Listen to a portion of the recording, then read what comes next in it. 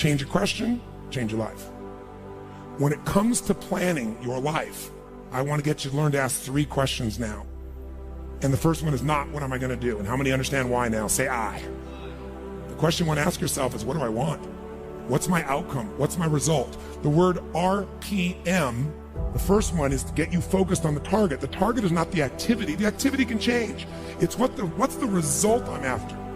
Human beings have a capacity they've undersold themselves on. We think that the outside world determines how we feel. If people have to behave a certain way, if your husband or your wife or your kids or your coworkers or whoever, your boss, has to behave a certain way for you to be happy, and if they don't, you're unhappy, then you're always going to be unhappy, because the more people around you, the more they're going to change that, because they're all human, right? And if you have to be a certain way to be happy, you're going to violate it too. So my invitation is, as great as it is to achieve, more important to enjoy.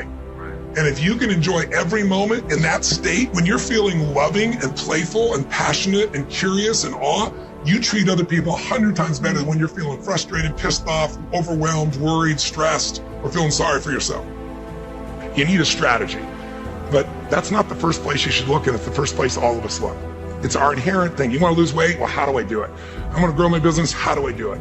It's instinctive. We've been trained to think that way, but the problem is the how-to is usually not that complex, because strategy is wonderful. I'm a strategist. I spent my whole life figuring out strategies, since we both know a strategy could save you a decade. Right? In business, strategy could save you, it could make the difference between success and failure. But most people have strategies available, or they could get them, or you could create them. But the problem is you got a story. And your story is why it isn't working. And the story is, I've tried what? Everything. If you tried everything, you'd be fit. There's always a story. And what I tell people is, if you can just divorce the story of your limitation and marry the truth of your unlimited capacity, then the whole game changes. Really learning to train yourself to be in an ideal state where the best of you comes out for yourself, for your family, for your mission, for your world, for your coworkers. To me, that's one of the most important decisions in life to make. You ask me, of all the people I've met, all the things I've seen, what creates a magnificent life?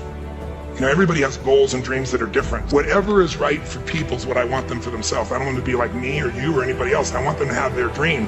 But to have it, you need 2 skills. You need, number 1, to have the science of achievement. It's a science. You have to know how to take your vision and make it real.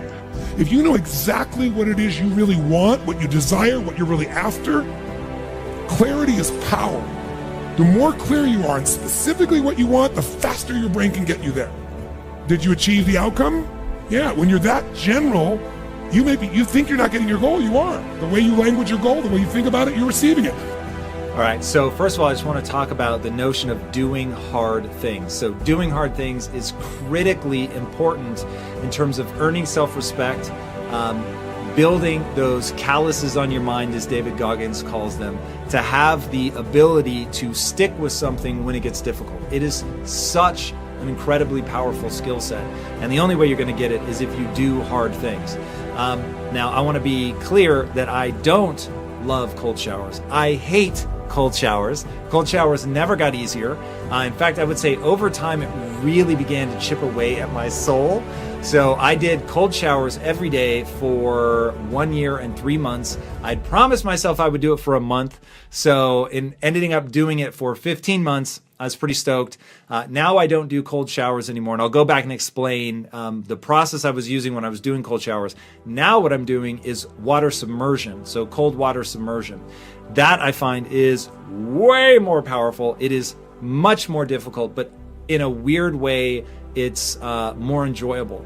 So when I was doing the cold showers, it went like this. I would get in, stand, bucket naked, dry shower, and just will myself to crank that on, because there was nothing worse than standing dry knowing that that cold water is going to hit you. That was by far the worst, is that anticipation of like, do you stop and take a couple breaths? Do you just get in there and crank it on like without hesitation? It was so powerful to have to face that down day after day after day. It really was pretty incredible. So that made it more difficult. I did not find it hard if I was taking a warm shower. So Wim Hof, the Iceman, recommends that you do a warm shower like normal, but then you end on, he suggests to start with 30 seconds, you end cold. I actually didn't find that hard. And so because that wasn't hard, I wanted to do it the hardest way possible by starting just dry and going straight for the cold. So that was how I did it the whole time. I would, though, end on warm most of the time. Every now and then, if it was a hot day or something, I might do cold, warm, cold. It just depended. So there is something about a entirely cold shower that's quite powerful, but I found it very difficult to warm up after. And so that can slow the rhythm of a day down, and I just didn't want to give that much time to it. Okay, so I do that for 15 months. I end up growing this resentment towards my shower. I didn't like the way that felt. I wanted to get back to actually enjoying my shower. And I thought, I have always had a lingering notion in my mind that it would be far better on a physiological level to get the response that you're looking for at a cellular level from true submersion. And since I have a swimming pool that for most of the year it's not heated, I thought, well, I'll just start going in the pool during the winter months. Pool gets down to about 58 degrees. That's plenty cold, let me tell you. And it is so much more intense than a cold shower because there is no part of your body that isn't getting the life force sucked out of it by the cold. And so, one, you feel like a total badass doing it, and you get that self-confidence, you get that, like I'm here, I'm doing hard things, I'm pushing through. So that gave me a lot of confidence that it was having the kind of physiological effect that I was hoping it was have. So if you can do submersion, I highly recommend it. I would stay in the pool water again. It was about 58 degrees. I would stay in that. The longest I did was 22 minutes, excuse me. And by the time I got out, I was moving so slowly, and my teeth, I was so afraid I was going to bite my tongue because my teeth were chattering so hard. And so I thought, okay, that's a little too extreme. So I started backing it off. And then the important part is to warm up naturally. So I wouldn't end up taking a warm shower until, say, 45 minutes later to give my body the command that it had to warm up on its own. That was, I think, more powerful than the cold shower. So now I'm more focused on submersion. You know what? I'm not just a student. You know what I'm saying? That just happened to me in this grade. I'm not just here at this school. I'm here for a reason. You know what I'm saying? And you got to tell yourself, man, I feel like I've been pushed down in the dirt. I feel like people have been stomping on me. I feel like stuff has been raining on me. But you didn't realize this, my young friends. You was just a seed. So you got to tell yourself, no.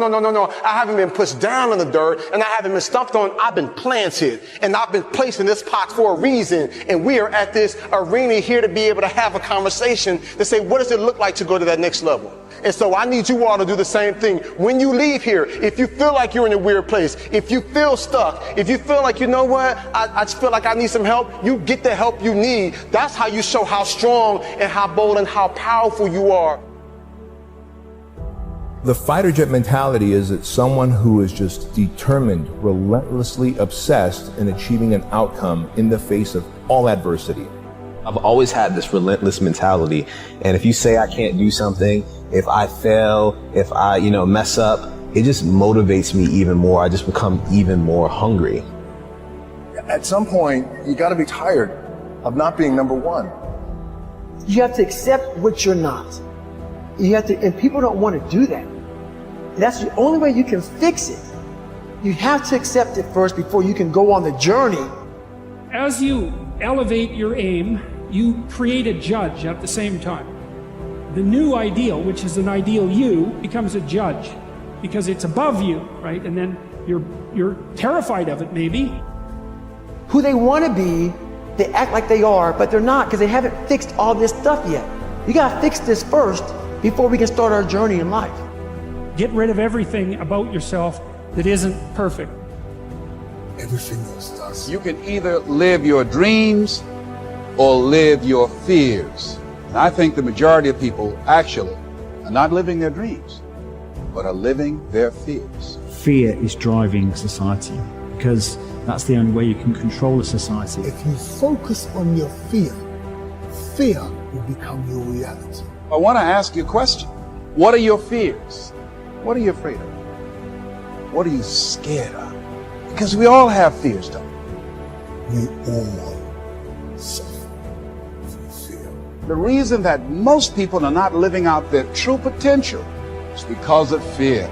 You cannot just let that fear freeze you. You just have to turn that into, again, the positive. You cannot let it, become so overwhelmed that you cannot do anything. If you just focus on that moment where you're doing, then you'll be okay. And Einstein said those who've never failed have never tried.